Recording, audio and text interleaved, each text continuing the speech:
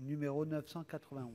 Merci, Monsieur le Président. Madame la Ministre, la gestion des épaves de voitures est un problème récurrent pour nos mairies. Abandonnés sur le territoire de leur commune, il revient trop souvent, en dernier ressort aux maires, de faire procéder à l'enlèvement de ces véhicules hors d'usage.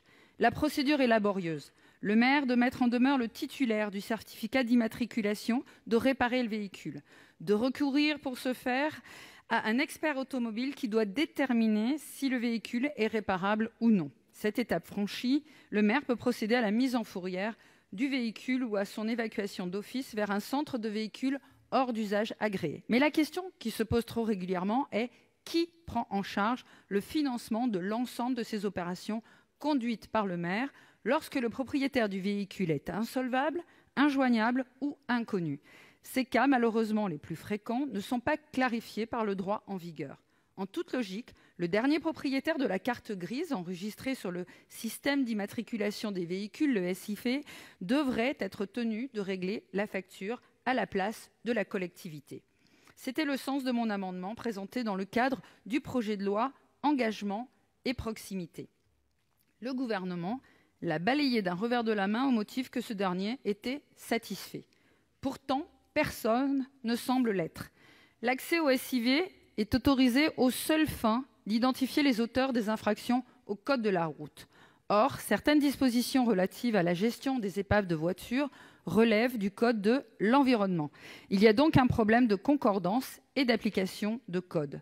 De plus, si le maire, en sa qualité d'officier de police judiciaire, bénéficie d'un accès direct à cette plateforme, ce que peu exercent, par manque de formation ou d'information, les agents de l'administration des finances publiques n'ont qu'un droit de transmission indirect restreint.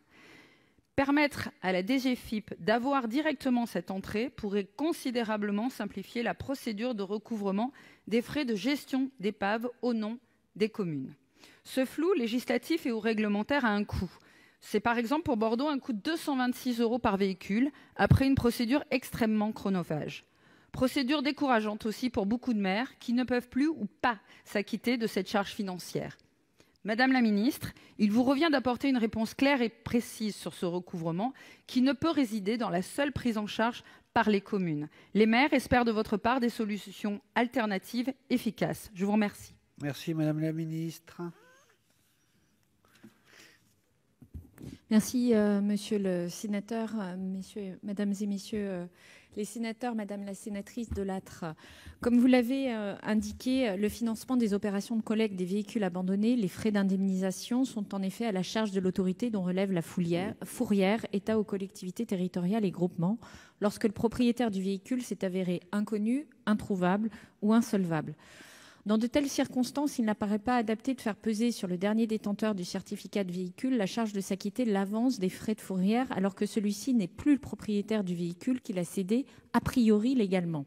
Néanmoins, les frais de fourrière représentant un coût important pour les autorités dont relèvent les fourrières, la délégation de la sécurité routière développe un système d'information national des fourrières en automobile pour limiter ce coût et moderniser les procédures applicables qui devraient être opérationnelles à la fin de l'année 2020 et auxquelles les collectivités territoriales pourront adhérer. S'agissant de l'accès au système d'immatriculation des véhicules que vous sollicitez, l'article L332-7 du Code de la route en ouvre déjà l'accès aux agents de l'administration des finances publiques pour l'exercice de leurs compétences, ainsi d'ailleurs qu'aux agents de police judiciaire adjoints, aux gardes champêtres et aux maires. Les modalités d'accès aux informations contenues dans le SIV sont suffisantes en l'état pour permettre le recours au recouvrement forcé des frais engagés.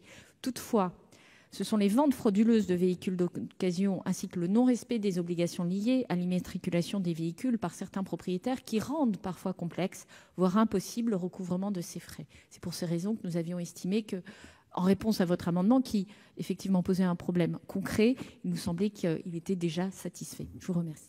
Merci. La parole est maintenant à Monsieur Jacques Genest.